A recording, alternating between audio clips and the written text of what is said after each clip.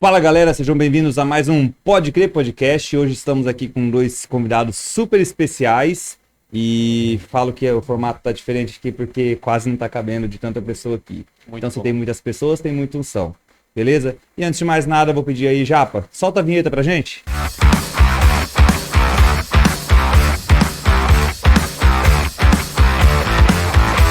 Ao meu lado, ele, que é amigo do cara e eu faço as honras e tenho o prazer de estar do lado dele sempre aqui. Denilson Sigoli, seja bem-vindo mais uma vez ao Pode Crer Podcast. Quero desejar aí, sejam muito bem-vindos, vocês estão nos ouvindo agora aqui. A gente tá muito feliz hoje, né, Jafão? Com certeza. A gente tem convidados ilustres, né? E vocês estão vendo aí, acho que na descrição do vídeo, quem tá aqui com a gente, não deve ser segredo. Não é segredo, né? Mas eu quero falar um pouco aqui sobre o Gabriel e a Isa, que nós estamos recebendo aqui no Pode Crer Podcast. Eles fazem parte do Ministério Dunamis, são membros, né, jovens missionários, membros da Igreja Zion, pastor Theo Hayashi, pastor Júnior Hayashi, e já serviram ao Senhor com missões aí em Cuba, Nepal, Camboja, Tailândia, Indonésia. Além disso, a Isa, ela é escritora, tem ajudado várias mulheres, né, a desenvolver seu chamado, potencial. E o Gabriel também é um dos líderes do Dunamis Music, está à frente como produtor musical e tem inspirado aí uma geração a cada vez mais se aprofundar num estilo de vida de adoração. Então, sem mais delongas, sejam muito bem-vindos ao Pode Crer Podcast. Sejam bem-vindos. Isa e Gabriel. Obrigado, depois dessa introdução aí. Não, muito obrigada, eu tô assim constrangida. Falou. Não sou acostumada, tá, Assim, mano, gente? quem que é esse cara que ele tá falando? Não conheço esse cara. Não, a Muita gente tá informação. muito É feliz muita de informação. estar aqui, de verdade. Primeira vez. E a primeira vez em Rondônia também. Primeira né? vez em Rondônia. Primeira vez gravando podcast junto. Primeira vez gravando louco. podcast junto. Então Olha aí, é que honra. possível que a gente tenha divergência nas histórias aqui, né? Isso. E nas opiniões também, né? Porque a Isabela, ela é muito detalhista, eu não sou tão detalhista, assim, né? É. Podcast é mais história, então a gente vai sentindo aqui, Tá né? certo. E você também tem um problema, acho que com a timeline dos Isso. acontecimentos. Ah, vocês já né? perceberam, Já né? percebi Você isso. que tá né? aí vendo, você não tá entendendo. Eu fui tentar contar uma história um tempinho antes de começar a gravação aqui. A minha digníssima esposa aqui já chegou com uns de carrinho. Não, ele errou por Errou um na ano. falta, né? que é um ano. Você não tá entendendo, Só um você ano. não sabe falar. Eu falei, opa, calma aí. Eu Sua falei, timeline tá errada. A timeline tá errada. DR aqui Eu na só hora. concordei, eu tô até agora, mano, que tá errado mesmo. Na minha cabeça tá certo. tudo. Mas, Tá bem errado. Mas e aí, vocês estão casados há quanto tempo? nossa, Mas os lençóis logo agora. Não, a gente tá casado já há 5 anos e meio. Já. anos e meio. Isso, a gente se casou em 2017. Passa muito rápido, né, o casamento. Mas a gente tá junto há 6 anos. A gente teve um relacionamento antes bem rápido. Mas já são 5 anos de casado, partindo pro 6º ano. Tem sido uma bênção. muitas histórias, muita emoção. Muita emoção. Mas são quase 6 anos, né? Vai fazer 6 anos. Casamento também é um processo de a gente ser esticado, né? Rapaz, Casamento é o lugar, né? Eu acho que é assim, porque é alguém que te vê fora, né? Te vê atrás O do backstage. backstage. É o backstage da vida, né? Então você alinha alinhamento todo o tempo e a gente tem isso, né? Eu acho que eu cresci no primeiro ano de casado, eu não tinha crescido em 10, 15 anos da minha vida. Então, hoje eu vejo assim o quanto Deus realmente esticou a gente e fez a nossa união assim ser não só, né, é um casamento, mas é uma parceria muito grande. A gente é literalmente ferro a piano ferro e crescendo e cada dia Ferro, viu? É, Ferro. você também é ferro. mas o amor vence tudo, né? O amor vence. Vou tentar apaziguar um pouco aqui. Não, o clima pode até- ser. Ruim, né, cara? Caramba, Gabriel. Por favor, né, querido? Não, mas a gente assim tem Descontando ali do meu timeline. Ah, você me tá. Jogou na fogueira. Hoje à noite vai ter a palavra, a gente pede perdão. Hoje vai ser. Mas, Gabriel, cara, a gente tá muito feliz de ter vocês aqui. E assim, conta pra gente um pouco, pra gente começar a entender, até pra quem tá nos acompanhando e às vezes não conhece um pouco da história de vocês, né? Conta pra gente assim um pouco da história e de como começou esse processo e essa caminhada com o Senhor. Claro.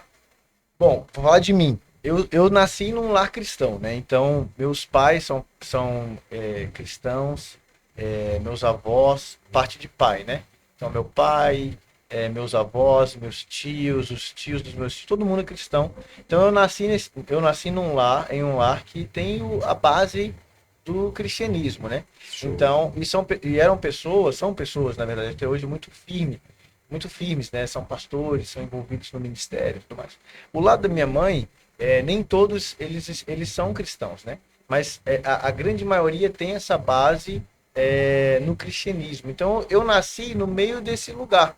Então, desde que eu conheço, desde que eu me conheço por gente, eu tive envolvido nessa questão de igreja, nessa questão do cristianismo, do evangelho. Sim. Então, eu nasci dentro desse lugar. Só que a minha história é um pouco peculiar, porque por mais que eu conhecia, sabia que existia algo, eu no meu coração e muitas das vezes nas minhas atitudes eu não concordava tanto com aquilo que eu conhecia. E é muito aquela história de antes eu te ouvia, eu te conhecia de ouvir falar, mas agora os meus olhos te contemplam, né? Então para mim foi muito isso. Então eu lembro que a minha adolescência e a minha juventude da minha adolescência até ali os meus 17 anos, eu tive muitos altos e baixos com Deus. Eu tive muitos altos e baixos onde eu sabia que existia algo que era muito mais poderoso do que só ir para a igreja, mas eu ia e me fundava no fundo do poço com amizades e escola e tudo mais. Sempre fui uma criança muito imperativa, muito elétrica, né, querendo fazer muita coisa. Então dei muito trabalho para minha mãe, tipo, meu corpo é todo arrebentado, eu já quebrei tudo que vocês possam imaginar, tipo ponto, eu já perdi a conta de quantos pontos eu tenho no meu corpo de remendo. Então assim, eu sempre fui essa criança mais levada, vamos colocar assim. Então, como que começou a minha história? Eu comecei a minha história vendo os meus pais, né? Meus pais faziam a obra, né? Vamos colocar assim, meus pais iam pregar o evangelho. Eu lembro que quando eu tinha, sei lá, uns 6 anos de idade, talvez, uns 7 anos de idade, eu lembro que minha mãe estava um dia em casa e falou assim para mim, hoje papai e mamãe, a gente vai fazer a obra. Eu falei, tá, mas o que é isso? E aí eles me levaram para comer junto com os moradores de rua da nossa cidade. Eu era pequenininho. Então eu cresci vendo meus pais fazerem isso, né? Mas aí, até os meus 17 anos, eu tive altos e baixos. Até que quando eu tinha... e nesse meio tempo aí, eu acabei me envolvendo com amizades erradas e comecei a frequentar ambientes que não eram tão saudáveis assim. E, enfim, eu tinha um buraco no meu coração de uma parada que eu sabia que deveria existir alguma coisa além do que eu estava experimentando. E é engraçado porque até os meus 17, eu sempre tive envolvido também com esportes. Então sempre tive muitos amigos. Tipo surfando, andando de skate, e festa e tudo mais. Então teoricamente eu tinha a vida que talvez todo adolescente jovem gostaria de ter. Mas uma coisa que ninguém sabia bem que malhação, né? Porque era bem malhação, assim, Rio de Janeiro, surf, sabe? Açaí na praia, bronze. E era literalmente isso, eu morava na região dos lagos. Então, teoricamente, eu tinha tudo. Só que uma coisa que ninguém sabia é que todas as noites, durante muito tempo, eu me arriscaria a falar que talvez anos, todas as noites, ou quase todas as noites, eu chorava. Eu deitava a minha cabeça no travesseiro e eu chorava. Tipo, cara, não é possível que é só isso. Tipo, acabei de vir dessa festa e eu tô com esse negócio no meu coração. Não é possível. Saí pra poder me buscar uma alegria e ainda tô triste, tô vazio. Ainda tô aqui vazio e eu tinha todos os amigos, mas me sentia vazio e eu tinha... cara, eu tinha tudo. Sim. Quer dizer, tudo que um adolescente, um jovem poderia ter. Então eu fiquei nessa e eu comecei a entrar nessa parafuso de, cara, não é possível, tem que existir alguma coisa a mais. Então, quando eu tava E nisso, uma pausa aqui, eu lembro que ao longo da minha vida eu fui recebendo várias palavras de homens de Deus, né?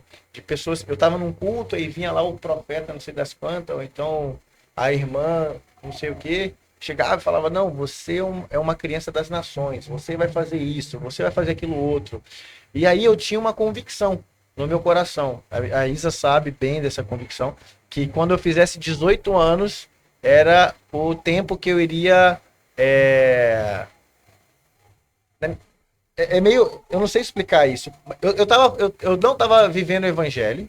Eu sabia que eu estava fazendo coisa errada, mas eu sabia que quando eu fizesse 18 anos, eu iria entregar minha vida por um ano para Jesus, para experimentar e tentar viver aquilo que todo mundo falou que eu viveria. Então, tipo, eu tinha esse pensamento, né, esse conceito. Então, todas as vezes que eu tive em situações que eu estava em risco de vida, nos esportes e tudo mais, e eu lembrava assim, não, eu não posso morrer, porque eu tenho uma palavra de Deus que eu vou fazer isso. E isso meio que era a minha muleta ali para fazer muitas coisas. Eu lembro de uma vez que eu estava conversando com a minha mãe, e minha mãe falou assim para mim, meu filho, eu não aguento mais. Eu fico o tempo todo desesperada com as suas coisas aí de esporte, e as suas doideiras aí do mundo, e você, meu Deus, você vai morrer. E aí eu comecei a pregar para minha filha, mãe, fica tranquila, porque eu tenho um propósito na minha vida, eu não vou morrer. Fica tranquilo, eu te prometo, eu posso voltar para casa quebrado, todo estropiado, mas morrer eu não vou morrer. Volto vivo. Eu volto vivo. Volto vivo. Então, quando eu estava ali perto de fazer 18 anos, num período da minha vida, eu sofri 3 acidentes. Então, nesses 3 acidentes, foram acidentes no período de 10 dias. Foram me levando para perto de Deus. Porque eu comecei a me questionar de, cara, o que está acontecendo comigo? Meu primeiro acidente foi, eu passei mal, eu simplesmente passei mal, fui para o hospital, cheguei no hospital, passei pela triagem e tudo mais. E eu lembro que a enfermeira falou que eu devia tomar uma injeção e me levou para uma sala. Quando eu chego nessa sala para tomar injeção, ela fala para mim, ela me dá uma injeção e eu começo a passar mal imediatamente. E depois eu descobri que ela me deu a injeção de outro paciente, errado, não era para mim. Então a única coisa que eu lembro é que eu comecei a me tremer e tudo mais, e aquele negócio todo, e apaguei. Acordei e já estava internado. Alguns dias depois, eu estava de repouso absoluto, não deveria fazer nada, estava de repouso de fato. Eu lembro que tinha que ficar de 10 a 15 dias de repouso. E o meu primo e eu, a gente tava... Meu primo tinha uma loja de surf, de pranchas e tudo mais, e eu tava com ele ali tocando esse negócio. E o meu primo, ele é o cara que viveu tudo comigo. Todas as histórias comigo. Tipo, das mais loucas até as piores, assim. Tipo, era o cara ali que... Tava seu brother. É, cara meu brother. Tá... Assim, dá um exemplo. Hã? Dá um exemplo, né? Não é assim? Que tipo de brother que era? Que tipo de brother, né? Não, meu primo era o brother que me botava na fogueira. Tá. Ele é o cara... Ele tinha ideia, vai, e você ia. Ele era o dublê, cara. E eu você tava arriscava. assim, tipo, mano, e a gente ficava... É muito engraçado. Tipo, a gente era... Hoje eu paro pra pensar, eu falo assim, cara, a gente era muito doido. Não, eles eram tipo assim... Inconsequente. Então, sem sono. Pega a cama de rodinha, sabe? Não, Cama box. Sobe numa montanha e vamos descer. Cama. Era umas Cama, 3 horas da manhã, mais ou menos. O nome dele... Eu não vou falar o nome dele. Pra preservar. Bom, né? E aí eu lembro que a gente estava em casa de madrugada, falou assim, cara, tive uma ideia. A cama dele tinha rodinha, né? A gente tinha uns 16 anos nessa época, a cama dele tinha rodinha. Ele falou assim, cara, vamos pegar a cama de rodinha, tem um morro aqui atrás de casa. Tinha acabado de asfaltar o morro. Nossa. E vamos descer o morro de cama de rodinha. De cama. Aí eu falei, cara... Tô fazendo nada? Tô fazendo nada, vamos lá. E aí, só que a cama tava no segundo andar da casa. E a casa dele tinha uma varandinha. E a gente... E o pastor... Ele é filho de pastor, não comentei isso, né? Ah, tá explicado. Tá explicado, é filho de pastor. Tá explicado. Era isso. Filho de pastor. E aí o pastor, cara, o quarto dele dava de frente pro quarto do meu primo, né? Então, tipo, a gente, cara, o que a gente vai fazer? Vamos sair esse negócio pela janela. Amarramos um monte de lençol na cama. E fomos, penduramos a cama e fomos soltando o lençol assim. Aí Muito Hollywood. Muito Hollywood. E o cara foi lá embaixo, pegou a cama e tal, levamos pro morro, subimos o morro com a cama. E aí chegamos lá e falei, e agora? Alguém vai ter que descer esse negócio. Tiramos na sorte. Quem que perdeu? O trouxa. Gabriel. Lógico. Falei, cara, não acredito, velho. Enfim, botamos a cama lá, descemos, que rebentei tudo, quebramos a cama. Falei, mano, e agora? O que a gente faz? Voltamos a cama pro segundo andar. Aí eu lembro disso como se fosse hoje. O pastor, meu tio, né, entra no quarto e falou, ué, eu não sabia disso, tá? Comprei essa cama semana passada. Olha o pé da cama, como que tá? Aí um olhando pro outro, sabe? Ué, o que aconteceu? Eu falei, mano do céu, o Moleque. que eu tô fazendo? Moleque. Então esse é o meu primo, né? Então, voltando aqui pra história. Eu tava de repouso e ele falando, cara, você tem que estar lá, velho. Eu surfo, campeonato e tal. E era um campeonato que tava organizando pertinho da minha casa. E aí eu, beleza, eu vou lá. Não podia pegar sol, tinha que ficar bebendo um monte de água, remédio, um monte de coisa. E eu lembro que eu tava lá, eu falei, eu vou surfar. E não podia, cara, eu não podia nem estar ali, quanto mais surfar. Eu não tinha nem força ainda, sabe quando o corpo fica estranho, você fica fraco? Eu fui surfar e a primeira onda que eu pego, cara, parece que era tipo... Parece não, era Deus ali me forçando, né?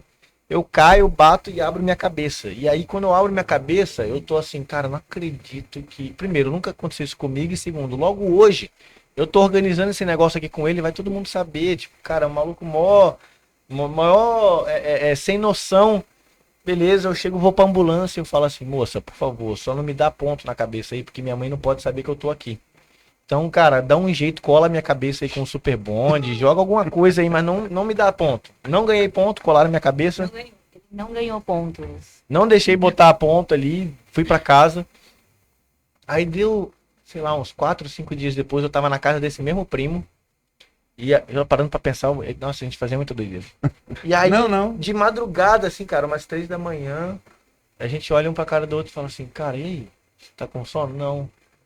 Ah, mano, vamos andar de skate. Aí a gente foi andar de skate. Vamos pra pista de skate, tô andando de skate, andando de skate. Do nada eu caio e quebro meu braço. E aí eu quebro meu braço e aí, resumindo a história, né?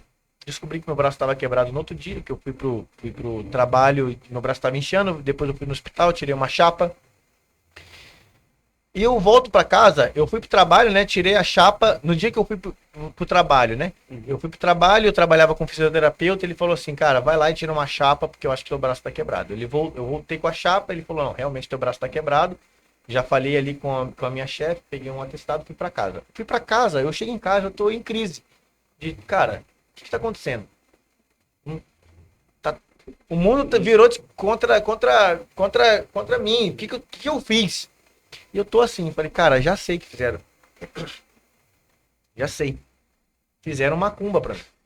Alguém fez algum trabalho aí, botaram meu nome na boca do sapo, sei lá. Eu não entendia muito dessas coisas, mas é o que eu entendia na época, né? De escutar os meus amigos falarem. Sim, no mínimo era alguma coisa Mas, assim. cara, no mínimo alguém tem alguma coisa errada. Eu nunca pensei que eu tava vivendo aquilo que Deus não queria que eu vivesse, né? E eu lembro disso até hoje. Eu peguei minha mochila com o braço quebrado, fui na minha cama, tô botando minha roupa dentro da mochila. Falei assim, eu acho que eu vou acampar. Tinha um lugar lá no Rio de Janeiro que era no meio do mato, e o pessoal vai pra lá pra poder experimentar de uns chás, de umas coisas assim, né? Falei, cara, eu vou pra lá, nunca fiz isso na minha vida, não vou falar com ninguém e vou tentar descobrir. E nisso eu escuto uma voz quando eu tô fazendo a mochila. Audível, sim? Audível. Vai pro Rio de Janeiro, pra casa da sua avó. E aí só que me trouxe muita convicção. Eu não sabia o que era, mas eu sabia que era algo que era real pra mim. Você tinha que fazer aquilo. Na hora Tinha que fazer aquilo. Conversar com meus pais falaram assim, cara, a gente tá indo amanhã pra lá. Não sei o que aconteceu, eu não lembro, também indo pra casa da sua avó amanhã. Eu falei, então, vou com vocês. Chego na casa da minha avó, passo um dia, nada acontece, 2 dias, nada acontece. Logo no final do segundo pro terceiro dia eu recebo uma ligação. Um amigo meu, que no caso veio a casar com a minha prima um tempo depois, falou, Gabriel, soube que você tá no Rio. Vem aqui em casa, a gente vai fazer um churrasco. Beleza. Falei, cara, tô aqui, tô com o braço quebrado, não vou fazer nada, vou no churrasco. Só que quando eu chego no churrasco, não era um churrasco. Era um churrasco do Ministério de Louvor e Adoração da igreja. Só que eu entrei, eu falei, cara, tô fugindo de igreja e esse cara me traz aqui para um churrasco da igreja. Cheguei nele e falei, pô, Rodrigo, cara, brincadeira, velho. Sacanagem, né? Pô, cara, a gente é amigo, você não precisa fazer isso comigo. Ele falou, fica aí, cara. Eu falei, óbvio que eu vou ficar aqui, não sei nem voltar daqui, tipo, não tem pra onde ir. Pra onde? No meio do churrasco eles passam um filme, que é um documentário chamado Holy Ghost. E nesse documentário ali tem pessoas como Todd White e alguns avivalistas, eles estão indo pregar o evangelho na rua e estão curando os enfermos. E eu tô vendo o documentário pensando, cara, esse documentário é muito bem feito. O nosso colega aqui, o Felipe, Você conhece? O Felipe, Filipão. Tá inclusive ali nos bastidores. Tá escondidinho ali. Ele assistiu o documentário e ele vai passar pra gente depois. Assistiu por causa do Gabriel, inclusive. Você viu? É. Cara, é coisa de doido. Eu tô vendo o documentário pensando duas coisas. Primeiro, esse documentário é muito bem feito, porque, cara, ele tá conseguindo enganar aquela pessoa ali, falando que ela... Entendeu? Tipo assim, então... É muito bem feito. Tipo, Tá. esse negócio aqui é muito bem feito. Muito bem Só tem artista. Só tem artista, mano. Essa mulher aqui fingindo que ela tá aqui, tipo... E a segunda coisa que eu pensei, eu falei, mano, esse pessoal todo aqui tá chorando por um negócio que nem de verdade. Eu falei, mano, esse pessoal é doido. Tipo, eles são bobo mesmo, tudo bobo. Né? Estão chorando, tipo, pior que novela esse negócio. E aí, de repente, vem um sentimento no meu coração. E se for verdade? E se eles estão certos e você estiver errado, Gabriel? E aquele negócio foi crescendo, foi crescendo, foi crescendo. E aí eu sempre fui uma pessoa muito ousada também, tipo, cara, tem que ser, vambora, vai pra cima, resolve logo e vai. Acabou o documentário, todo mundo chorando, eu pedi uma faca pra minha prima, que tava na casa, era na casa dela, o churrasco, né? E aí ela falou assim, Gabriel, eu falei pra ela, vai lá, pega uma faca, alguém vai ter que quebrar meu gesso, e se Deus é de verdade mesmo, igual ele tá acontecendo aqui na televisão agora, ele vai ter que fazer aqui agora. Porque senão tá todo mundo chorando aqui à toa, vocês vieram aqui só comprar carne e queimar carne. Cara, nisso vem um cara, ora por mim, primeira vez nada acontece, segunda vez nada acontece, terceira vez meu braço volta pro lugar, eu escuto um barulho, Uau. volto. Não tão alto assim, mas meu braço tava quebrado daqui até aqui, assim, ó. Mais ou menos aqui. Eu tenho raio-x em casa até hoje desse braço.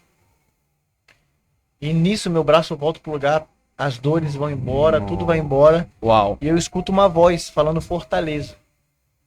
Cara, como assim Fortaleza? Beleza. Continuou o churrasco, voltei pra minha casa, passou 2, 3 meses, não lembro. Eu não lembro. Vocês já perceberam que eu sou ruim de timeline. Então eu volto pra casa. Em um desses dias que eu tava em casa, encontro uma amiga minha. Quando eu encontro uma amiga minha, essa amiga minha, ela tá... eu começo a conversar com ela, e aí, como que você tá? Papo vai, papo vem, e de repente ela me fala que ela virou missionária do nada. Só que essa amiga minha, ela era muito patricinha. Tipo, ela era muito, não me toque, cheio de dedos, tipo, usava rosa em tudo, tipo, tudo dela era rosa, velho. Tipo, usava ela pra caramba. E ela falando assim, cara, você não vai acreditar, eu fui pra África. A Isabela tá rindo aqui porque você conheceu ela depois, né? Ela já era assim ou não era assim? Já tinha passado o processo. Já tinha mudado. Gabriel, tava na África. Eu falei, África? Mas lá, que África que você tava? África do Sul ou África? Não, tava lá em Moçambique. Eu falei, Moçambique? Mas, meu irmão, lá o bicho não pega mesmo? O negócio lá, calor, aquele negócio ali de... não, tava lá. Fui pra Moçambique, conheci uma mulher chamada Heidi Baker, do Ministério Íris. E, Gabriel, virei missionária. Vi morto ressuscitar, cego voltar a ver, surdo voltar a ouvir, paralítico andando, levei pedrada, levei paulada, mas preguei o evangelho e virei missionária. Uau. Nisso, me dá uma convicção de dentro pra fora, assim, eu falo assim, Tami, eu não sei como. Ah, não, e ela falou assim, e Gabriel, você não vai acreditar. Tô me mudando pra Fortaleza daqui a 1 mês. Aí eu falei pra ela, Tami, você não vai entender nada, mas ó, eu preciso me mudar pra Fortaleza com você. Foi assim que eu decidi minha vida. Chego, conto pros meus pais, eles conversam, entendem um pouco melhor do que era essa ida em Fortaleza. Estaria acontecendo uma escola missionária lá em Fortaleza, da Heidi, do Ministério do Íris. E eu caio de paraquedas nessa escola. Tipo, alguns meses antes eu tava me questionando se era verdade, se não era. Eu caio nessa escola e aí começa o meu processo de santificação, de conhecer Jesus, de leitura da palavra, de arrependimento, confissão de pecados e tudo mais. Inclusive foi nessa mesma base que eu conheci a minha esposa maravilhosa, que tá aqui do meu lado. Que ele não é detalhista nas histórias, né? Mas... eu costurei bem aqui, né? Imagina se eu fosse contar essa história. Não, mas a gente se conheceu ali, Gabriel tinha 19 anos. Então ele era realmente assim, e eu acho muito legal do testemunho dele, é que ele sempre foi muito intenso. E isso era uma coisa que ele tinha. E quando ele descobriu que ele poderia ser intenso e radical, da mesma forma no reino de Deus, foi quando ele falou, é isso que eu quero. E eu acho que isso foi o que chamou a atenção dele lá no filme, no Holy Ghost. Que ele falou assim, esse estilo de vida é o estilo de vida que eu quero ter.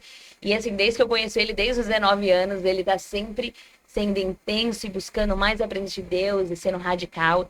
Então isso é muito, tipo assim, a característica dele, né? Do mesmo jeito que ele se jogava nas coisinhas legais, as tarefinhas de agora casa, ele né? se joga aquilo que Deus tem. Às vezes, né? Bate um dedo no liquidificador, porque ela tem medo. normal. Às vezes eu tô deitada e ele chega, hoje você nem acredita, colocaram uma arma na minha cabeça. Como assim, Gabriel? Mas é o Gabriel, entendeu? Ele é assim. Eu já entreguei ele pra Jesus antes dele ser meu, né? Então, tá tudo bem. Obrigado. Mas o Gabriel contou um pouco da história dele e a sua história, Isa. Nossa. Aí, meu irmão, posso Vamos sentar. lá, nós temos mais umas Tem 8 quantas horas de horas aqui? podcast 8 horas? ainda, de Então, boa. Não, daqui pra mais. Daqui pra mais. Não, porque assim, no final, existe uma união de propósitos aí, né? Exatamente. Por mais que a gente já sabe Dá spoiler, pouquinho, deixa ela contar a primeira história conta a dela. história. Deixa ela contar. Dá spoiler, Casou, né? não. Casou.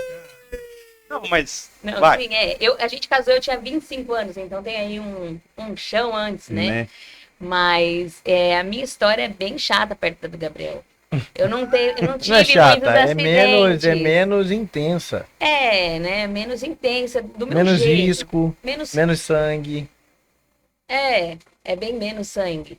Mas né? uma constância. Menos Isso, pontos, é, menos mas- suturas. Pontos, menos gesso. E acho que é isso, assim, eu sou uma pessoa muito intensa, tão quanto o Gabriel, né? Mas não na... Minha intensidade é nas emoções, no meu pensamento.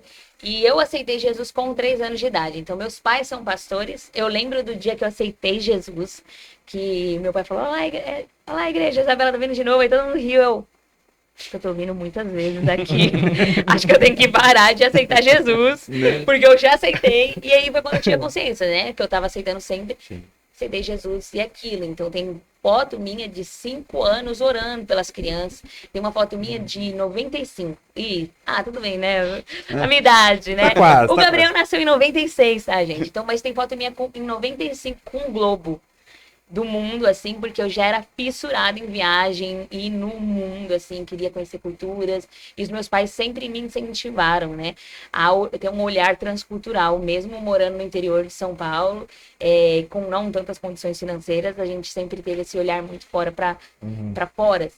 Mas teve todo um desenrolar da história, né? Muitos desafios aconteceram, mas eu permaneci com Jesus. E por volta dos meus 8 anos, foi quando eu recebi um chamado de Deus para ser missionário. Eu vi um missionário falando de Cuba, eu fui, montei minha mala, falei, tô indo para missões. E eu olhei meu pai e minha mãe e falou assim, você não sabe ler. Como que você vai? E eu... tá bom. E ali começou um processo, né, de espera e muitas coisas aconteceram. E gente, é muita coisa, mas... Comecei a pregar na escola, eu sou líder, né? Eu prego desde os 8 anos de idade mesmo. Então, liderei criança sendo criança, liderei adolescente sendo adolescente. Comecei um projeto na escola, então era um projeto para alcançar a minha escola lá no interior, lá em Americana. Depois fui para a faculdade, porque meus pais não deixaram eu ir para missões, tentei várias vezes, eles não deixavam. E aí, quando eu estava na faculdade, eu falei... Não façam isso, tá? Não façam isso em casa. Tá ficando claro aqui que Não nada disso façam aqui é um isso. incentivo. Isso, Nada. Não precisa pegar colchão, botar na... Não ladeira. não Na corta ladeira o vídeo descer. não e depois joga na internet aí falando que a gente Quantos falou. acontecimentos pesados profissionais por pra favor. isso. Isso, por muitos favor. profissionais, né? Que tá tudo certo. Mas eu queria ser missionária e meus pais, não. Falei, então vou ser atriz. Meu pai falou, pobre não é atriz não. Pobre não é artista. O que eu vou fazer? E aí, ele era o começo da internet, fiz um teste vocacional, deu publicidade. Falei, legal, gosto de comercial.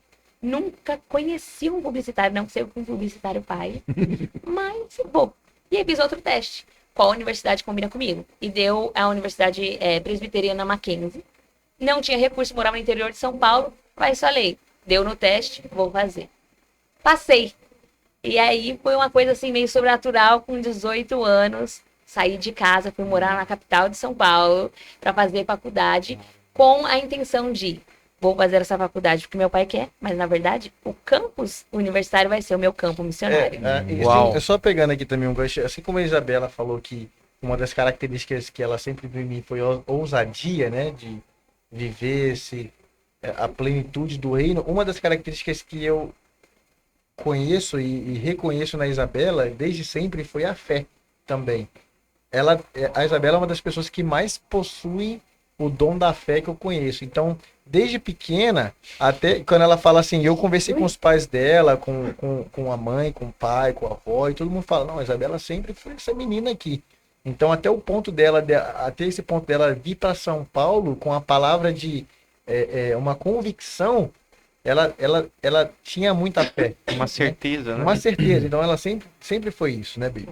Não, é desafiador, né? Mas às vezes, até hoje eu penso, gente, da onde veio tanta coragem, né? Saí do interior, morava com a minha mãe, meus 3 irmãos, fui para São Paulo e falei, vou ser missionária nessa faculdade. E assim, Deus sempre deu muita graça, de verdade. Na primeira semana, achei lá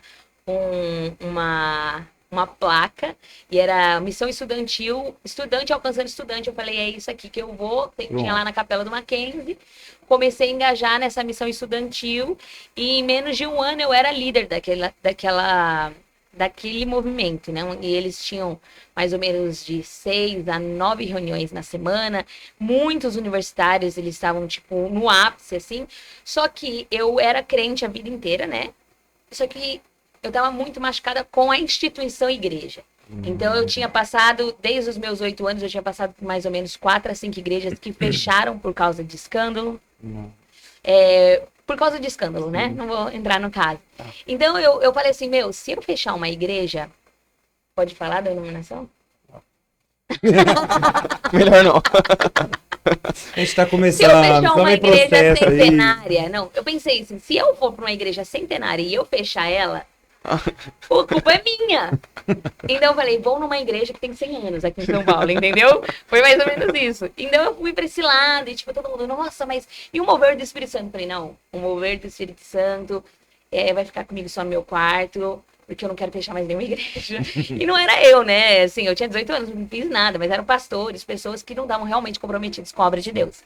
E ali, naquele ano, eu falei, vou ficar nesse lugar, nos dons... não é mais pra mim, o fogo do Espírito Santo não é mais pra mim. E eu lembro quando eu tava prestes a assumir a liderança daquele movimento, que foi um dia que um amigo meu, eu tava entrando na capela do Mackenzie e orando pra Deus salvar o Mackenzie, salvar aquela universidade, e tinha uma galera, eu tava saindo da capela e tinha uma galera entrando. Eu falei, gente, tem outras pessoas que estão orando por isso. Eu vou nessa reunião. E aí fui na reunião, a galera tipo assim, rindo. No meio da reunião. Gente, eles não têm nenhum tipo de reverência. E aí, do nada, eles começavam assim, "Oh, nossa, meu Deus." E eu falei, gente, além de tudo, são loucos. E eles, é pó de ouro. E eu assim, gente, o que eles estão fazendo? E essa reunião era numa sala de aula minha, assim, que eu tinha aula. Eu, gente, o que eles estão fazendo Que aqui loucura. nessa sala? Que loucura, Caramba. rindo, sem reverência nenhuma. E aí, eu pensando nisso, assim, tipo, muito tímida, né? Eu sou tímida. Sou uma comunicadora, mas eu sou tímida. Então eu tava ali quietinha, assim. E aí, do nada, o menino do meu lado aceitou Jesus. Quando ele aceitou Jesus, eu falei, pera, eu tô pregando há 1 ano nessa universidade. Eu vou em todo trote, eu faço um monte de coisa. Eu nunca vi ninguém aceitar Jesus. Aqui, tem alguma coisa diferente. Aquilo foi, acho que numa quinta-feira, na sexta-feira, tinha um culto Dunamis. E me chamaram pra ir no culto Dunamis. E eu lembro que quando eu cheguei lá, em maio de 2012, eu senti como se tivesse uma chama no meu rosto, assim, pegando fogo. E eu falei, cara, tem alguma coisa diferente. E aquele dia era o Jeremy Nelson, ele tava pregando, e ele falou, eu vejo uma universidade, tem um dragão tentando tragar os estudantes dessa universidade, mas eu vejo uma resistência. Eu falei, é o Mackenzie. É isso, eu preciso do poder do Espírito Santo. E naquele dia, eu fui pedir oração. Acabou que o Jeremy Nelson não orou pela gente, pelo time ali daquele ministério que fazia parte, mas o Theo Hayashi, né, que hoje é meu pastor, orou pela gente e enviou a gente pro Mackenzie. E ali começou a minha jornada junto com o Dunamis, mais ou menos 11 anos atrás. E foi tipo nesse lugar que eu fui indo mais fundo com o Espírito Santo, mais fundo, até que eu fui me tornei a líder daquele movimento. Depois eu queria trazer o avivamento, então eu fui expulsa daquele movimento. Fui expulsa da casa que eu morava também, porque eu tava, tipo, muito chapada. O povo achou que eu tava drogada. O pessoal na sala de aula, eles ficavam assim, Isa, se você quiser ir pro bar, vamos com a gente. Porque eles estavam ficando preocupados. Os bêbados estavam preocupados comigo. Tipo assim, aquela impressão que você teve do pessoal lá no culto, eles estavam tendo, tipo, de você. Assim, Só teve que... um dia, teve um dia que eu tava na sala de aula e não façam isso. E hoje eu sei, gente, o meu professor é da minha igreja. O professor que tava dando essa aula, que eu tive um dos maiores encontros com Deus na minha vida, no meio de uma aula. Eu tava ouvindo uma música e desenhando, eu tinha uma visão. Fiquei muito cheia do Espírito Santo, chapada, que eu levantei e não conseguia andar. Aí os meus amigos da faculdade, não cristão, me carregaram até a praça de alimentação. Ô, louco. Tipo assim, Isa, você precisa tomar um jeito na sua vida. E aí, a hora que eu cheguei lá, a outra galera do outro movimento me viu, tipo, Isa, a gente vai te levar pra capela. Me levaram pra capela do Mackenzie, assim, tipo assim, não entendo o que tá acontecendo. E você não conseguia nem explicar não, que tava tudo bem. Eu abri a porta assim, caí, bum, dentro da capela, tava lá dentro o Tony, que é um profeta e amigo nosso que tá, inclusive, orando pra gente agora. Ele tava lá dentro e ele orou por mim, mas não sabia explicar o que estava acontecendo. E ali eu fui vivendo, assim, foram 2 anos bem intensos da presença de Deus, de poder, que também me ajudaram para essa jornada depois que eu entrei de missões, maturidade. Então, logo quando eu acabei a faculdade, com 2 semanas, eu fui enviada pela minha igreja, né, a Zion Church, para ser missionária em Fortaleza, na Missão Íris, e foi quando eu conheci o Gabriel. Chegamos. Na época ele já tava com aqueles cabelos ao vento? Sim, cacheadinha. Assim, ainda tava curto. Mas tava crescendo, tava chegando lá. Mas e aí, assim, tipo, o Gabriel, uma realidade, né? Tal, esses conflitos todos que ele falou. Você, uma outra realidade. Como que foi essa união? Uma chapada no espírito e o outro começando Vivendo a virar crente. Então. Não, e eu já fazia parte da liderança da igreja, já era líder desde criança. Então, e o Gabriel tinha 19 anos. Então, assim, talvez a nossa diferença de 5 anos, ali foi um momento que teve mais gap. Pegou, né? Tinha mais gap, né? Eu tinha terminado de morar quase 5 anos sozinha, tava na igreja, trabalhava, estágio, tudo. Sim. E ele tinha terminado, ele estudava, trabalhava também, mas era, tipo, no colegial. Então, teve aquela... Vou adotar uma criança? Era isso que eu pensava. Vou adotar uma criança? Mas o Gabriel, ele me surpreendeu. E eu acho que isso foi uma das coisas que eu me apaixonei por ele primeiro, né? Deixando claro. Mas ele disse que ele já sabia, mas... Mas é porque ele carregava um fogo por Deus e um coração muito ensinável. Então eu sabia que talvez aquilo ali, as questões e maturidade naquele lugar que ele estava, era um começo.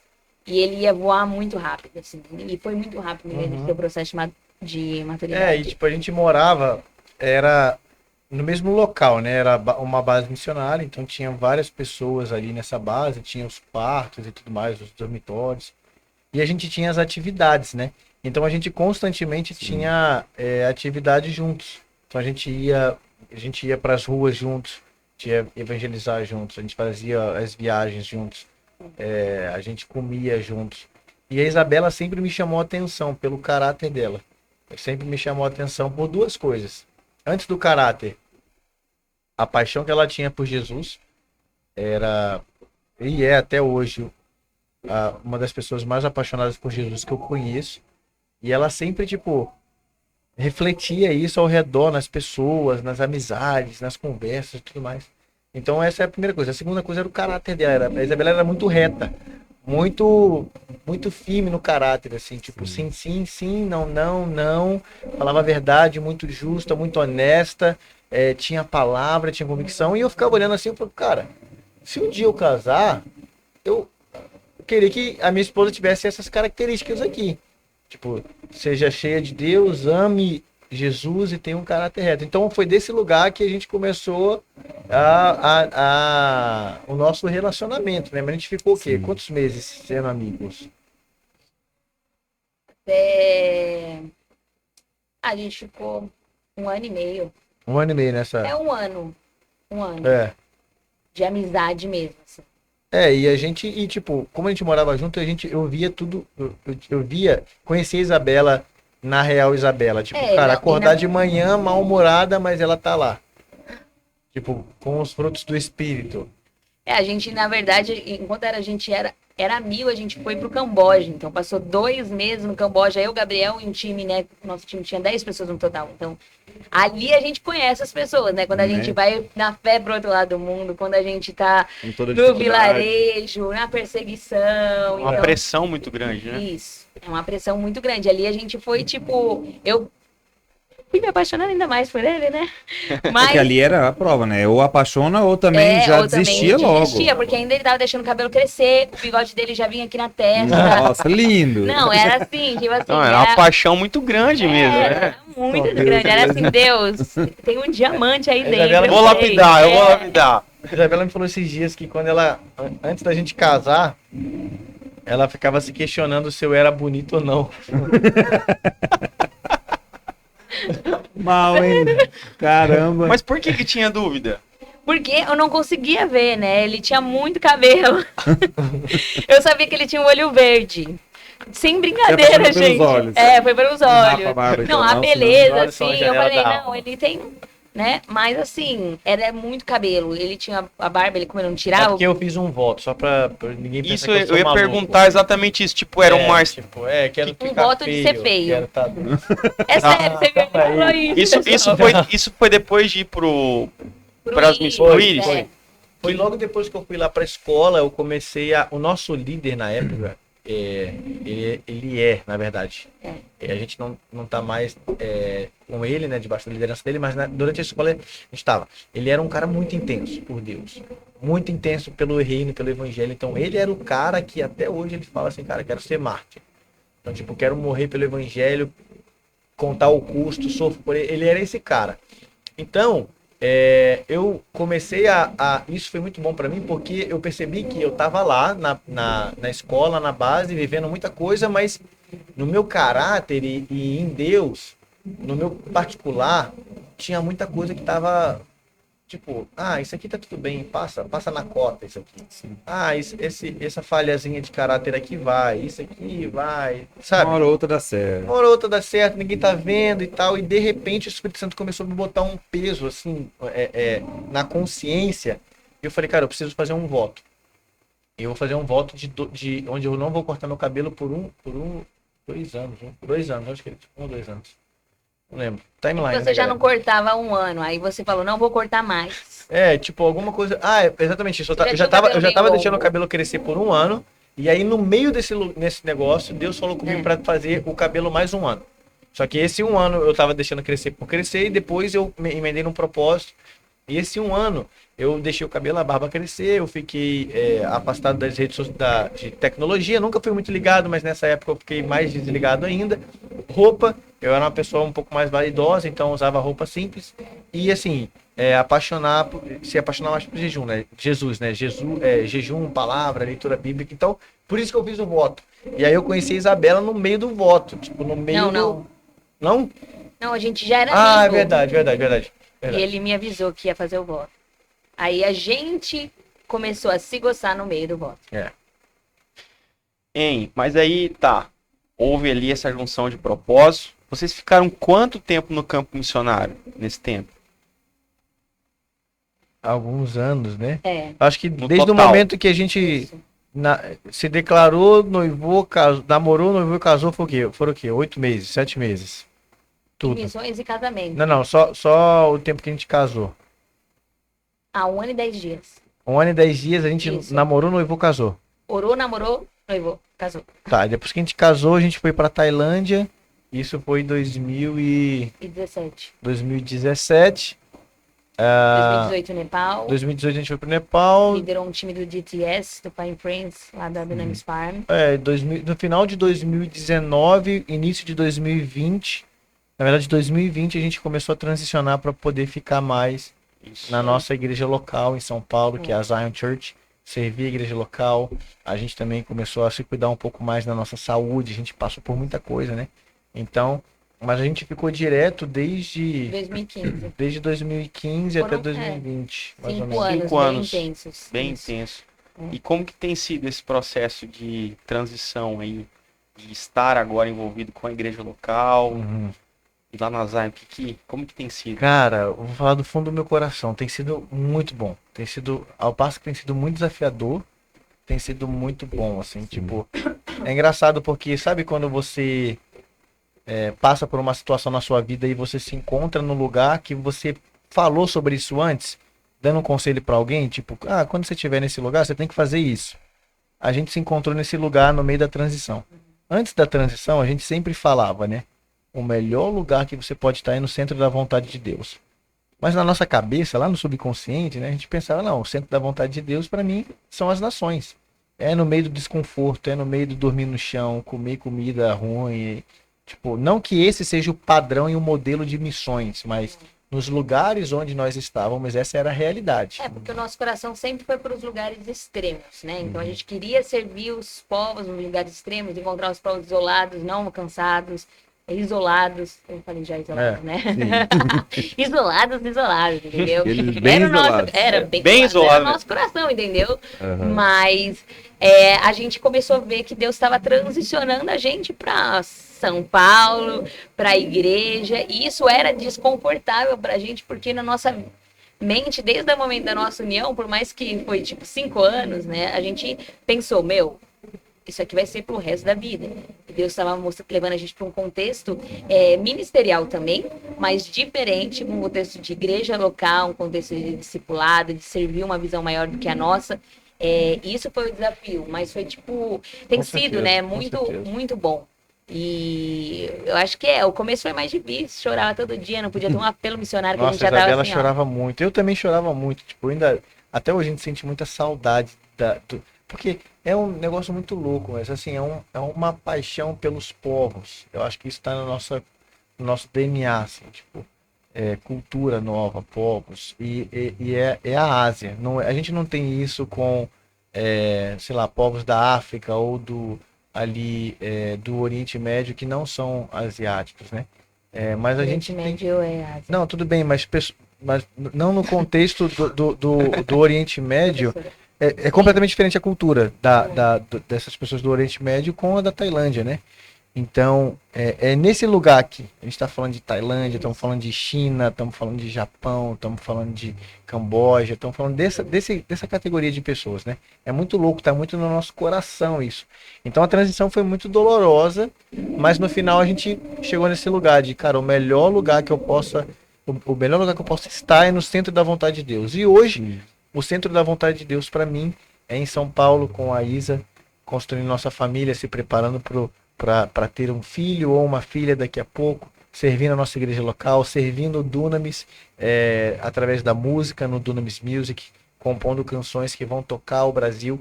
E foi muito louco, porque depois que eu comecei a me envolver com o Dunamis Music, isso começou a se tornar mais real para mim. Esse é o centro da vontade de Deus. E a gente entrou nisso como casal, porque quando eu entrei, aceitei o convite de poder fazer parte do Dunamis Music, eu não tinha a menor pretensão, não tinha a menor ideia de que eu viria a assumir o Dunamis Music depois e liderar todo o departamento de música do Dunamis. A gente entrou nisso juntos, em oração, propósito, jejum, recebemos confirmação. E depois que eu comecei a ver os frutos disso, eu comecei a abrir meus olhos para os testemunhos de pessoas que estavam sendo libertas dos vícios da droga, de depressão, de ansiedade, cara, ouvindo uma música. De pessoas que voltavam para casa, no caso se reconciliando com o Senhor, escutando uma música. De pessoas que tiveram seu chamado destravado ouvindo uma música. Recentemente a gente lançou o álbum da Conferência Dunamis 2022 e, cara, os testemunhos são incríveis, de pessoas mandando no direct. Cara, eu estava afastado, sei lá quantos anos. Passou essa música no Spotify, comecei a chorar. Não sei o que aconteceu comigo. Comecei a chorar, cliquei lá, descobri Dunamis, descobri vocês e tô aqui falando que eu voltei. Me reconciliei. Então, e você só tem a possibilidade de ter esses frutos quando você está no centro da vontade de Deus. independente do lugar. Independente da onde, independente de como, quando, né, baby? Então a gente entrou muito nisso, né? E uma coisa assim, logo quando a gente casou, com 10 dias a gente foi pra Tailândia. E lá quando a gente tava na Tailândia, eu lembro muito bem, e a Ásia sempre foi o nosso coração, mas ir pra Ásia logo assim, né, a imaturidade De cara logo. de cara logo foi minha.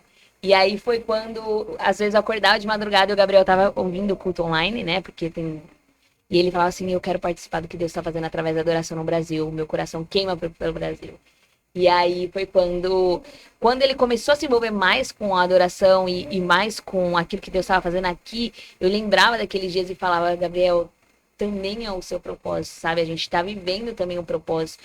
E assim, a gente entregou. Eu sempre pergunto, quando a galera pergunta muito de missões, né? Eu falo, gente, imagina só como Abraão ia se sentir quando perguntasse se Isaac não tivesse, se Deus não tivesse provido o cordeiro, né? Que Abraão ia pensar? Tipo, e aí, Isaac? Sacrifiquei. Então a gente tem muito isso, sabe? A gente entregou para Deus o nosso Isaac e a gente sabe que a gente pode ter a chance de encorajar e levantar outros missionários, mas agora a gente também tem focado nessa nova estação, naquilo que Deus tem proposto para agora. De entender, né? Exatamente. A gente às vezes dá muita desculpa achando que tem uma condição ideal que tá aqui, né? Mas na exatamente. verdade é onde a gente tá, né? Sim. Completamente. E uma coisa muito interessante que eu nem lembrava, a Isabela falou agora, é que quando a gente foi pra Tailândia, a Isabela, você falou isso, né? Quando a Isa ia dormir, eu ainda tava no fuso horário, né? Então, quantas horas? 11, 10 horas de diferença? 9 ou 10. Então, quando a gente tava indo dormir lá, era de dia aqui e vice-versa, né? Então a Isa ia dormir, eu tava meio que acordado ainda, e eu botava no meu computador lá, período de adoração no Brasil. Eu começava a botar lá, tipo, sei lá, a Zion, Dunamis, Ademar de Campos, as pessoas que estavam liderando a adoração no Brasil. Sim. E foi uma época que estava acontecendo algumas conferências no Brasil, tipo a conferência do pessoal pessoal da Lagoinha, enfim, todo esse movimento de adoração. E eu ficava chorando na minha cama, a Isabela dormindo do meu lado, e eu chorando com medo de acordar ela, tipo, Deus, eu quero estar aqui nas nações, eu quero estar aqui na Ásia, mas eu não estou entendendo o que está acontecendo no meu coração. Eu quero estar aqui, mas eu quero estar lá também participando do mover de adoração no Brasil. Eu nunca tive esse sentimento como eu estava tendo lá, entende? Uhum. Então depois, tipo, olhando para trás agora, tantos anos, né? Era literalmente Deus jogando a gente para esse lugar. Empurrando, E empurrando, a gente vivendo em família para esse lugar hoje, né? Sim. É muito doido. Não, e assim, Deus deu pra gente a visão dele para as nações. Então, talvez um dia nós voltaremos, se ele disser que é a hora, sim, né? Sim. Sim, amém. Mas hoje a gente tem também essa visão do como que é fora e como nós temos o privilégio de viver aqui que a gente vive no Brasil. E como que a gente precisa discipular a nossa nação para que então a gente consiga também discipular as nações da terra. Eu sei que tem essa uma tensão. Vamos discipular o Brasil, depois a gente discipular enquanto vai. Mas a gente também tem esse encargo de discipular o Brasil em adoração, uma adoração verdadeira, de levar as pessoas a ter encontros reais com o Espírito Santo. Então, acho que esse é o nosso coração, tem sido a nossa transição, a gente tem encontrado muita graça e muita leveza. Uau. Show Com de certeza, bola. tá sendo muito especial. Uau. Denilson, passou. Triste Mais uma notícia, vez né? voou. Tem uma triste notícia, cara. Passamos aí o tempo. Já e deu uma? Foi uma hora aí maravilhosa que a gente conversou, trocamos uma ideia e... Como se diz? Queremos de novo, né? Na Vamos ter que verdade, dar um a jeito gente de queria trazer estender o ainda, povo. porque eu acho que tinha muita conversa. Tem a gente muita podia coisa avançar, pra né? pouquinho, conversar. baby, como você tá? Mas Eu tô bem. Vamos mais um pouquinho então. Vamos mais, podemos? Vocês estão bem? tão Eu bem. tô tranquilo, eu Podemos? Não? É que Então, com o temos tempo meio aí limitado. os compromissos que precisam. Então vamos deixar uma próxima. Com certeza. Agora veio em Ariquemes uma vez, veio em Rondônia. Já era. Vocês vão ter A que gente voltar já pra- sabe o caminho. Na verdade, vão ter que voltar pra parte 2 do Exato. podcast. Isso, que tem Isso. muitas coisas, viu? Mas, Denilson, Mas a gente queria agradecer vocês, nós estamos muito honrados com vocês aqui, né? E na verdade a gente tem sido abençoado, né?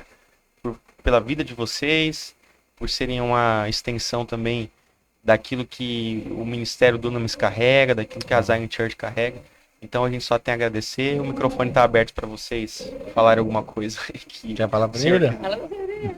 Não, fala você primeiro. Você fala melhor do que eu. Não, pra gente é realmente um prazer, assim, estar aqui e ver o que Deus está fazendo também aqui em Ariquemes, aqui em Rondônia, na região norte. Sim, Deus de verdade está trazendo pra gente muito nesses últimos dias aqui, uma visão daquilo que Ele quer fazer, porque às vezes a gente morou em Fortaleza, a gente teve essa visão, né, daquilo que Deus está fazendo em lugares diferentes. E aqui é quase um lugar isolado, né? A gente gosta de isolado.